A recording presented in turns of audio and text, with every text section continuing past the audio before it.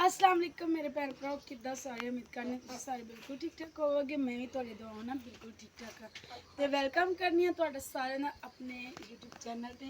ते अज दा व्लॉग जिहड़ा हैगा ना मेरा होने वाला पंजाबी विच। सब तो पहले मेरी स्वीटी ने थोड़ा थोड़ा काम खराब किया होया मेरे अनार दा ठीक कर ला ते चलो आ जाओ फिर करने अज दा व्लॉग स्टार्ट। चेक करो जी मेरा घर हो जी पोतरियां दा ते आ जाओ जी फिर ते खलार बहुत ज़्यादा पिया होया साडे घरे गंद बहुत ज़्यादा हैगा क्योंकि असी कीता होया काम स्टार्ट ते जिस तरह के आ देख सकते हो तुसी जिहड़ा हैगा कि असी पुराने टहलियां हैगियां ने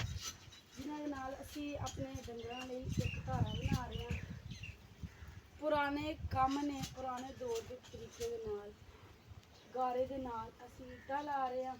ऐसी लिया के रखा हुआ दरिया तो बालन जिद्दियां असी वीडियोज़ भी बनाइया ने जिथे जाके दरिया ते कुछ असी है साडा 2-3 वारां दा बालन हैगा इनू असी हली सैट करना हैगा।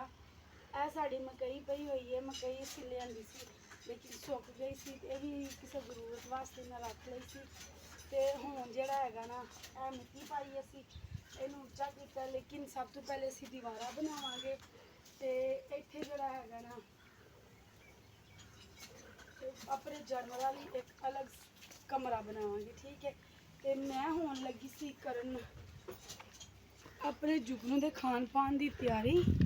ते मैं अपने बेटे नूं कहा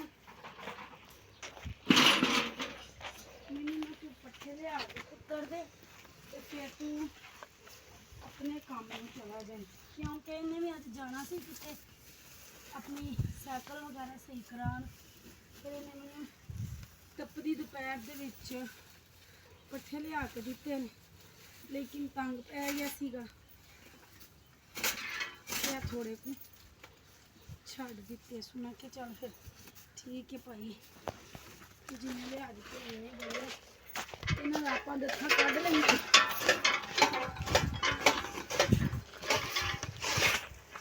पिछे आओ तो चल पैंदा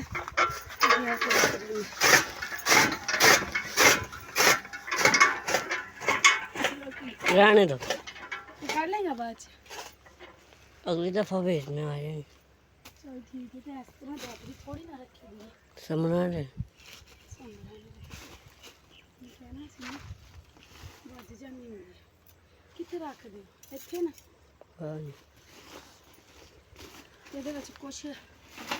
पूरी वगैरह है भी है तो कुछ असी रलावांगे ए वाले पट्ठे आ खराब नहीं हैगी लेकिन ये असी यही जवार लाई सी घट पै गई सी ते जुगनू ने खाधी कोई नहीं अजे जुगनू साडा हैगा भुखन भाना ते चोखे बड़े दे अगे पावां दे भाई साडा जुगनू जिहड़ा ना तगड़ा नहीं हो रहा हैगा असी चाहते तगड़ा हो जाए लेकिन वो चोगा मंगदा इत्थे जगह नहीं हैगी जिथे इनू छड्डिए ते दूर लैके जाने तो ये टुरदा नहीं हैगा ते जिहड़ा हैगा ना मच्छी साडी स्वीटी वो डंगरां विच चुगन गई हुई है ठीक है ना अपने पुराने साथियों के नाल आ जाओ फिर जुगनू हारियां तो काके उठो जी सुनो काका उठो बस ओके ओके अंदर चल पड़ा तू कौन हनी जुगनू ने असी पहले नहाया है ते 2 बारी सुबह का नवा बैठे हैं बड़ा ज़्यादा जरा ना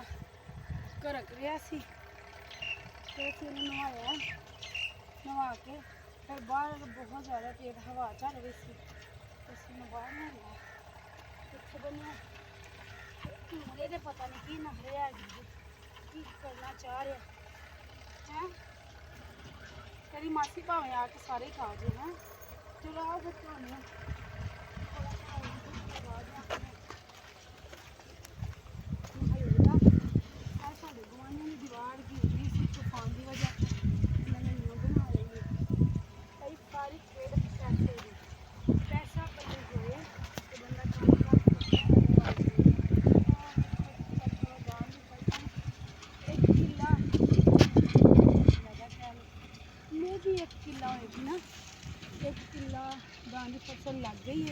माशाल्लाह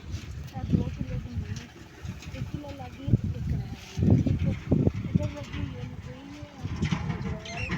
नहीं लगता मकई ते ज्वार दोनों ते ऐसी साडा अज दा व्लॉग क्योंकि गर्मी बहुत ज़्यादा है जून दे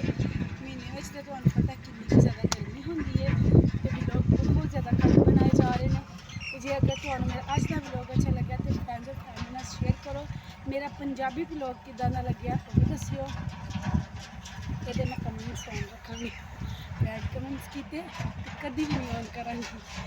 अच्छा तो चलो फिर मिलनी है तुहानू नैक्सट व्लॉग विच मैनू दिओ इजाज़त मिलनी है तुहानू नैक्सट व्लॉग विच दुआवां विच याद रखियो बहुत सारी दुआवां अल्लाह हाफिज़।